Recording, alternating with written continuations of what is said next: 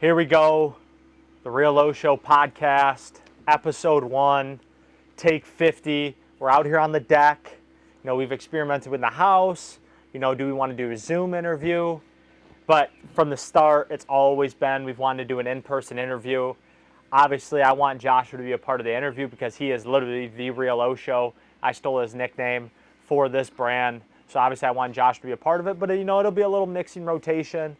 Whether Josh was a part of it or if it's me and somebody else, we'll figure it out. We're just playing with it. But we really think the podcast and having that audio of our content is going to be crucial for us. And obviously it diversifies what we're constantly doing and kind of gets us away from just the Instagram and TikTok or just the vlogs that we're normally doing.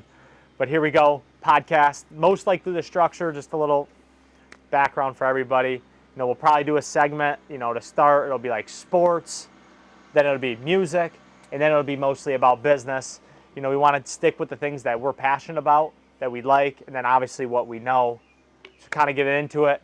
Joshua, let's talk sports. So we're recording this June 20th, 2022. To recap the sports, obviously baseball's in full swing. The Warriors just won the NBA championship, which I thought they would. And then right now tonight we have Game 3, NHL playoffs, Stanley Cup. I don't watch much hockey, but since we started doing this, I've paid a little bit more attention. Colorado's up 2-0. Who we got tonight? In Tampa. Yeah, I got Tampa. Tampa? And like I talked about this earlier with you, no one sweeps in the NHL. It doesn't happen. Tampa Bay is too good. They're too hot on home ice. They're going to win Game 3, I think. I think it's going to go back to Tampa again. I think Colorado's going to win. I think this is going to be a short series. I think it's going to be 5 or 6 games. But, yeah, I think they're winning in Colorado Game 5. Win it in Colorado Game 5? Which is a very bold prediction because, like I said, in the NHL. I could see that. In the NHL, they want Game 6, 7. Like, that's where history's built. Well, it's also where the money's at as well. But tonight, money lines right now, currently, as we're recording this, -110, so there's no plus money. I think it's like over under 6 goals, so relatively high scoring. All the games have been high scoring so far. Yeah, which is crazy. That's not traditional NHL, but they do, like you said, they want higher scoring. 100%. They want more because there's not any more fighting really. You had a little bit with Reeves and the Rangers, but let's be honest, Colorado. There's not many tough guys on Colorado. Not many tough guys on Tampa Bay. They're just good teams. They're just highly skilled teams. Just good teams. I don't know. I think the NHL is in a creative spot. But I do relate NHL a lot to baseball because I think their market is super niche. Like you have to kind of grow up in an area or grow up around the sport to really enjoy it. Like not many people are like, oh, I love baseball. The average person is a football, basketball fan. Yeah. So I think the NHL has some room to make up to continue to grow the sport. Obviously, it's a Canadian-based sport. So you'll forever have those fans. But, I was shocked with the NHL that Tampa actually got back. I thought it would be the New York Rangers. I know we did a video about it that I thought New York Rangers would make it just because it's new blood. I did think Colorado would make it. I did think Colorado would win it.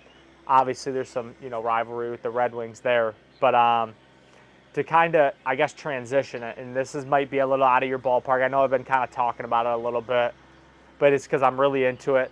The Big 3 basketball league. Yeah. And the reason I think it will work is because of the time it's played, which is in the summer. So their first weekend was this last weekend, a week after whatever the NBA Finals was. Yeah. You have baseball going on, niche market. Stanley Cup's coming down to the wire, pretty much about to be done within the next week, 2 weeks. So the Big 3's in this very creative spot where there's not really very many sports. They're pulling in in an international sport, really, with basketball. 100%, yeah. And obviously the TV deals are still there. This is the 5th season. It's crazy that I'm just now kind of talking about the Big 3, and it's crazy that really anybody is. But it's been 5 years since they started. I'll be honest. I think it's, like you said, it's a very interesting market, and I liked it when I heard Ice Cube and Gary Vee talking about it. They were talking about how they're not trying to compete with the NBA. Yes. They're just trying to be a complementary league. Something else just adds basketball entertainment, which I think is a genius idea. It's completely different from the NBA.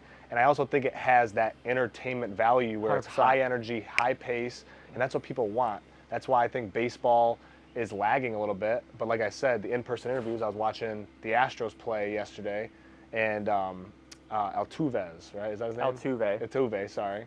Altuve was doing an in-game interview on Father's Day, and I was like, this is what baseball needs. This is what these sports needs, because to be honest with you, when he was interviewing mid-game in the field, I wasn't even worried about the game. I was like, this is interesting. It just shows how high professional they are that they can do both. 100%. I think it adds a ton of entertainment, and it adds a little bit of fan, like the fan get to geek out a little bit on those things. 100%. So. No, I mean, no, those are good points, but I think with the big three where it's different, and I relate, and I continue to relate kind of the big three in a different light than like the USFL, right? Yeah.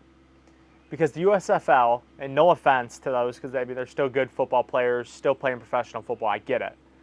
But the drop-off in talent is crazy. Yeah, I agree. Because you got to think about it. That league, you're pulling from the people who don't make NFL teams, NFL minicamps, CFL teams. You know, you might even be losing people to like Arena Football League. Yeah. So it's like, you know, you're kind of dealing with these, I just lack of a better term, like almost just like not the cream of the crop players.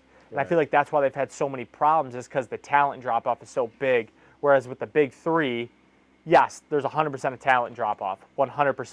Yeah. But there's also really, really good NBA players that are still like relatively in good age playing in the big three. Plus, they have legendary head coaches, like Hall of Fame head coaches, and they still have good basketball. And it's basketball of old professionals, kind of like out of their prime, still giving you that entertainment. So it's different. You're paying for something different. Whereas I think where the USFL isn't trying to compete with the NFL, but it's just that they got to almost rethink of how they want to present themselves to the NFL, and almost being like a, you know, like a mini camp league for them. To jump on that though with the big three, and which I think is different from the USFL and the big three, is also when you get that one, basketball is probably the hardest league to play professional sports 100%. in. You can play for 100%. a long period of time. There's only two rounds of drafts.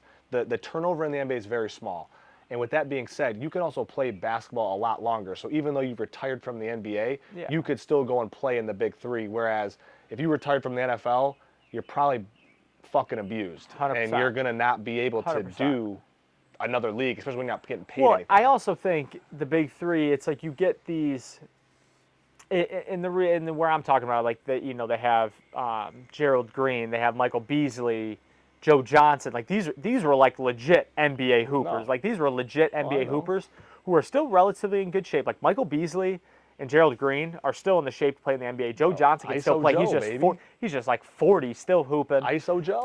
But what the big three can do is you get these like decent players, not like the LeBrons, but you get like the B level players who are getting to the end of their career, and you're like, hey, here's a contract, come play for the big three. And it's just like you start to draw like these players that are still relatively in good shape. And obviously, what I really like, and obviously they're bringing Gary Vee in for the NFT. I don't know 100% about it. I'm not going to sit here and speculate about the NFT craze, but the way they're setting up the NFTs to where you have ownership in the individual teams, there's obviously only so many. There's like VIP treatment if you have an NFT when you go to the games. So it's super creative, super interactive, and it also, that NFT is something that the NBA, NHL, MLB, NHL will probably never ever to be able to compete with, because it's a good boys league. It is. The owners don't want to give up power. The owners want everything. The owners want 100%. To make all the decisions. So going off that, so now we'll transition. I don't know how long that was, but we're going into the music. Obviously, June 20th again. Drake just dropped last Friday. Yeah. Honestly, Nevermind. Huge controversy here, apparently. Drake gave us free music out of nowhere, 4-hour heads up, and everybody apparently had the most expectations in the world for no time to think about it. Did something different, did a dance album, what I like to call an international album, because he's making plays that people can't see. But we're going to get Joshua's opinion on here, and I know his opinion already. But, the vast majority of the opinion is the album is not good. It's the same song over and over again. I disagree, but kind of give your thoughts on that Drake album. I thought it was really good. I mean, I knew when I first listened to it that it wasn't going to get love off the bat, 100%. just because I could tell, like, it's just a Which different made me sound. like it more. 100%. Like, I knew it wasn't going to get plays. I knew what he was kind of doing. It is the evolution of Drake. I compared to the Dawn FM that The Weeknd kind of dropped recently. Not a lot of swear words on the album. Some of the biggest hits do have swear words on the album for Nevermind. But I thought the album was fantastic. I think it shows how versatile Drake is. And I think truly, like you said, it's going to be the international album. I think other countries, I think the Europeans, I think all that side of it, they're going to auto-tune, or they're not going to auto-tune it, they're going to remix it, they're going to make it their own. I think it's going to be club hit after club hit. And then I think all the people that are hating on it now are going to go back to school, go to the bars, wherever in a couple months, and they're going to be banging it. So. Well, here's the thing. The club is not going to not play Drake music, 100%. right? So people are going to be playing it. Girls are going to be singing it. Guys are going to like it, right? It's also, people like to go with the majority of people. People don't like to be on their own with saying, hey, this album's actually good. Right. People like to just kind of go with the majority just because it's, it's more comfortable. You don't got to argue. You don't have to state your side. You don't have to have, people aren't attacking you for whatever reason. I think the Drake album was incredible. Obviously, as I've gotten older, whereas Drake releases Take Care, well, people still want Take Care, Drake. Right. And it's like, you're completely neglecting Drake as a human being and a person who's growing, who's a father, who's had, his relationship stuff, who has had beef in the rap game. Like, he's elevated as a person. He's changed. Whereas, like, Marvin's Room, as bad as I want him to do a Marvin's Room remix, I want Marvin's whole house. But you know what? We're not going to get it because Drake's not on that stage. So I think just respecting and appreciating where rappers grow into who they are, and like, this will be a good transition actually away from Drake, is the Post Malone album, which I've loved, 12 Karat Toothache, which Post Malone's disappeared for 3 years, comes back right away as soon as it first listened. I literally was like, this is Post Malone's best work. I know it take you a little time to come back to it. I've had arguments with friends saying it's his third best album. But I truly think the more I listen to 12 Karat Toothache, it's his best work. And we talk about the growth of an artist, kind of go into that. What you think the growth of his artist and, how you liked it. I thought he grew a ton. I know off the bat, I told you, like, I'm obviously a Post Malone, like, bias because I thought Stoney is his best work. And I thought, like, Beer Bongs and Bentley and everything after that was okay. I think this 12 Karat Toothache is definitely, like, the Post that I like. Yeah. Like, this is the Post Malone that I love. He does a ton of different shit. That's what I'm saying. Like, this may grow into my favorite album ever from Post Malone. Like I said, time and a place in your life where, like, Stoney just hit hard. 100%. I remember listening to White Iverson in 2015 in Texas before anyone ever even knew what that song was, and it was just a single floating around. Like, that was on SoundCloud. I could tell you the exact moment I heard White Iverson. It was, what was it? Now I'm drawing a blank. It's Miller from Ohio State, the old quarterback. What's his name? Oh. Miller. Fuck. I know who you're talking about. Damn. What's his name? Miller, Ohio State, moved to receiver. I can't think of his name right now. We got to Google it on the podcast. I got to Google this shit. Braxton Miller. Braxton Miller was on his Instagram, and he posted a highlight tape to it. I think it was the year he moved to receiver. Yeah. So it would have been his senior year. And it was against Virginia Tech, which was week 1, and he had like the play of the year. He went on this jet sweep, right? And went around the corner and spun moved the fuck out of the safety, like put him in no man's land.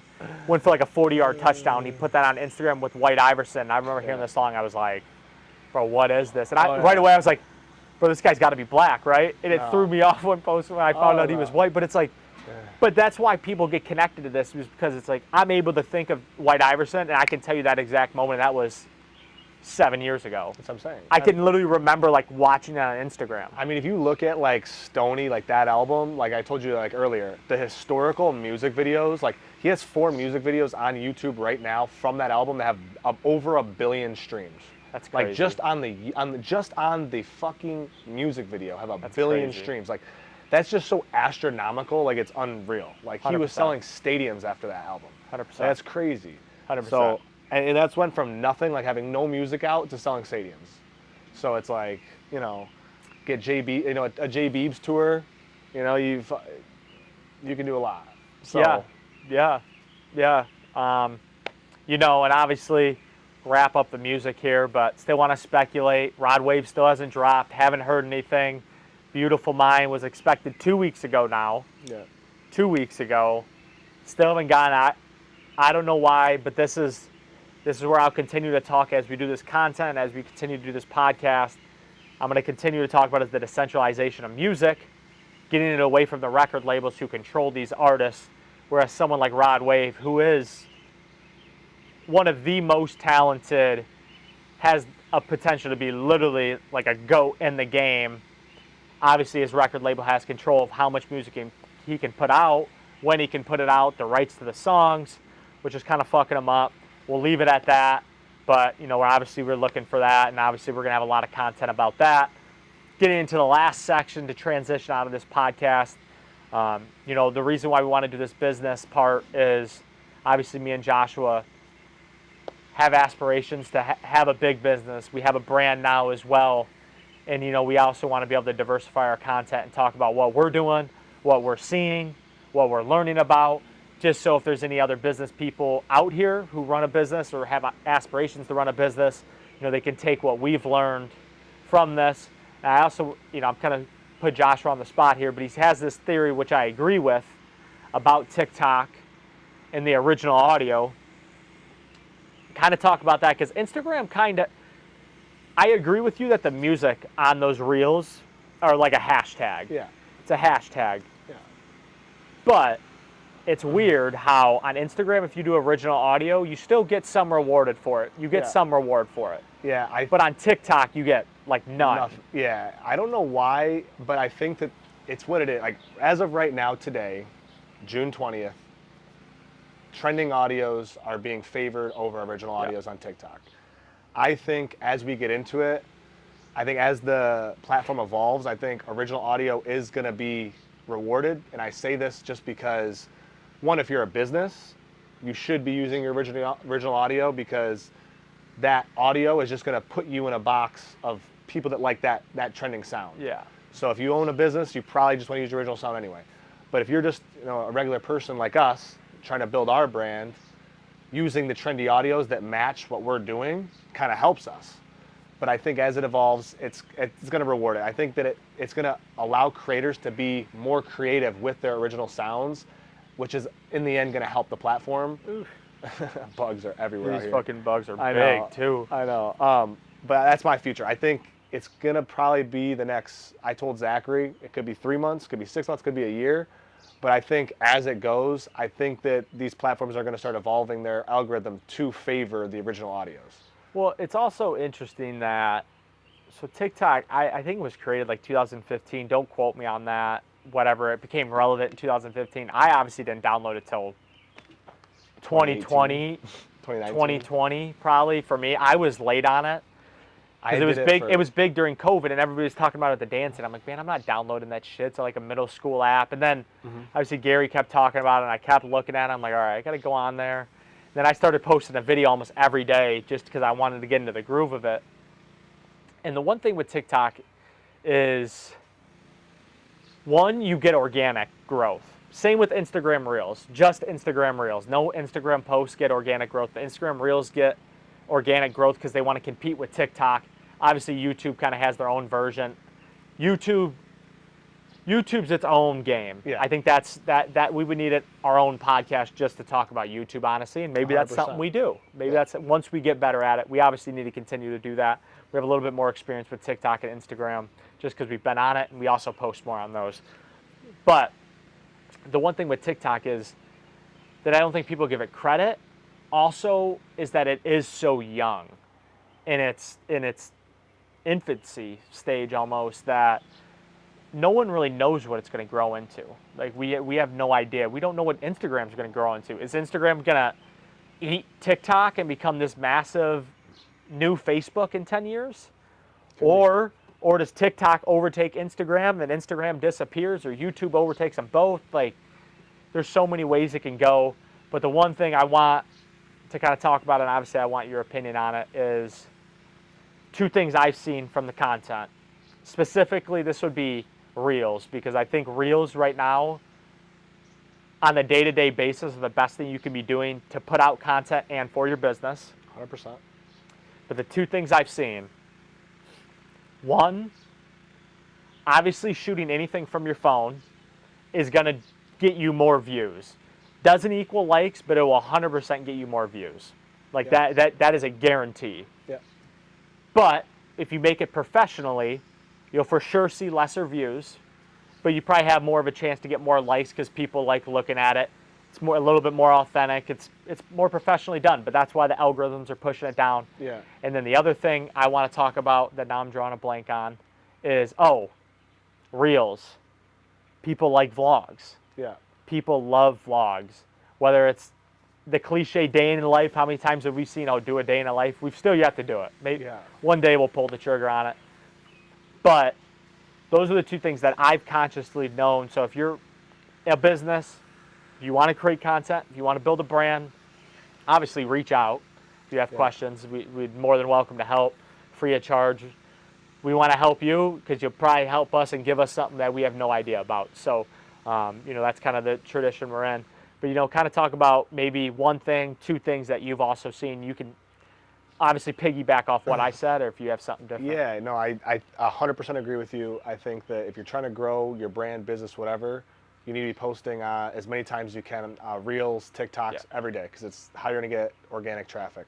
I think they're also rewarding stories. That's what I was about to say. Stories. I was about to say stories. We're brothers. So stories. So yeah, again, putting everything on your story. I would say another thing, and that's something that we're trying to do now, is you're commenting on your, like, maybe not your target market, but like the kind of the community that you want to be involved in, to kind of be commenting with them, because you want people to like and comment on your stuff. I think it's good to be commenting on other people's stuff. That's something that we've been doing. And to be honest with you, the community you actually build by putting like a good comment or a good question on a picture, because it's crazy, because people that are just random people are going to start commenting on you, back at you, liking it, 100%. Which then is going to push them to like your stuff. Like maybe go on your page. Maybe they'll go, oh, I kind of like what this guy's about to put. No, that's whatever. You gave two great ones: stories and commenting. Those are crucial, and those are two things people don't think about. It's just an interesting. People don't think about. I think, man, I think stories are always crucial, no matter the level. I think stories become way more important than the content once you have an audience. Yeah. Because the stories are super intimate. Yeah. They're only there for 24 hours, and you shot it that day, like that moment, whenever you upload it. It's like which the ultimate. It gives the audience, like, they actually like know 100% what you're doing. It's the ultimate behind the scenes. And that's kind of like what you see with like Nelk when they grew their page. Like, they were putting everything on Snapchat, and that was how they were like. It was like this exclusive community. Like, you might watch their videos on YouTube, but you weren't getting like their exclusive stuff unless you were on their Snapchat. And I think that's kind of like what the stories bring. Which is one thing we want to experiment too, is also Snapchat. So, and that's something that we want to. And that's very intimate. So that's where Snapchat, obviously, save them for another time. But Snapchat is definitely something we're looking at. It's definitely something I've personally seen, like artists, like rappers, do, because it's very personal. You can really give behind the scenes content.